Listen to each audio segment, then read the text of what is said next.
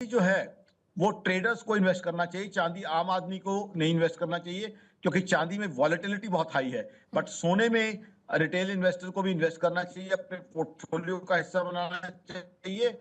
अगर jewellery shape में भी लिया जाता है, हालांकि उसमें 10-15% मेकिंग चार्जेस होते हैं, बट वहां लॉन्ग टर्म आ जाता है, क्योंकि लॉन्ग टर्म इमोशनल एंगल आ जाता है, तो ज्वेलरी शेप में भी लिया जा सकता है। तो मेरे हिसाब से सोना अभी भी खरीदा जा सकता है। चांदी मैं प्रोफेशनल्स और ट्रेडर्स को ही कहूंगा, क्योंकि चांदी में वॉलेटिलिटी ज्यादा है और फिर इंडस्ट्रियल यूजेज भी है उसका। जी। और सर जानकारी ये भी है कि डॉलर के मुकाबले रुपया भी 94 तक गिर सकता है। जी हाँ, बिल्कुल, ये संभावना क्लियर कट दिख रही है। ऑलरेडी रुपया डॉलर के मुकाबले काफी कमजोर हो गया है और डॉलर के मुकाबले 94 तक जाने की संभावना है। अगर डॉलर और स्ट्रांग होता है तो हमारे लिए दिक्कत क्या है? क्रूड ऑयल महंगा होगा। जी। हमारे लिए विदेश यात्रा, चाहे हमारे स्टूडेंट्स पढ़ने जा रहे हों, चाहे हमारे बिजनेसमैन बिजनेस के लिए जा रहे हों, या कुछ लोग घूमने जाते हैं, उनके लिए दिक्कत होगी। जो हमारी कंपनियों ने फॉरेन लोन्स लिए हुए हैं, उस पे इंटरेस्ट कंपोनेंट, इंटरेस्ट की लायबिलिटी बढ़ जाएगी। कुछ फायदा होता है डॉलर के महंगा होने से।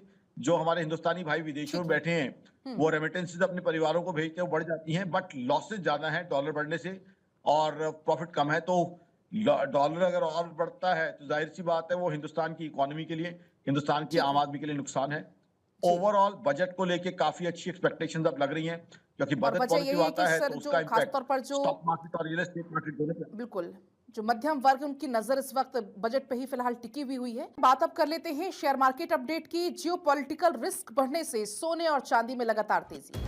चांदी और सोने में 25% की तेजी की संभावना। डॉलर के मुकाबले रुपया 94 तक गिर सकता है। तो आप देख भी रहे किस तरीके से लगातार सोने और चांदी के दाम आसमान छू रहे हैं। मार्केट एक्सपर्ट आकाश जिंदल जी इस बीच मेरे साथ जुड़ गए हैं। सर बहुत स्वागत आपका भारत 24 पर।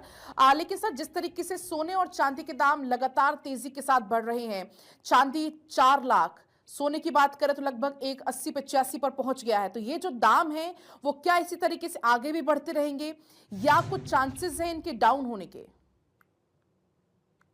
जी देखिए, जो हालात चल रहे हैं अभी, खासकर यूएस ईरान के बीच में जो हालात इस समय हो गए हैं, उसके चलते हुए और भी आगे रेट बढ़ने की संभावना है। हम सब जानते हैं कि यूएस और ईरान के बीच में टेंशन चल रही है, और वो टेंशन अगर एस्केलेट होती है तो सोना और चांदी दोनों के दाम बढ़ने की पूरी पूरी संभावना है।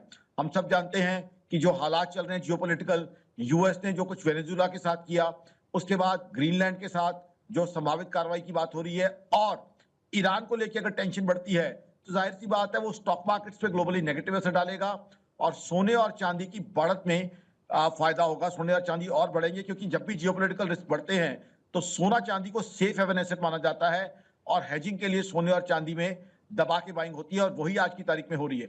उसके अलावा चांदी का इंडस्ट्रियल यूजेज भी हो रहा है, ईवीज में, सोलर जी व्हीकल में और सर, कई लेकिन चीजों अभी में। अपडेट ये सोने मिल की रहा बात है करें कि तो कुछ बहुत कुछ गिरावट इस improvement। बीच सोने और चांदी में दर्ज हुई है।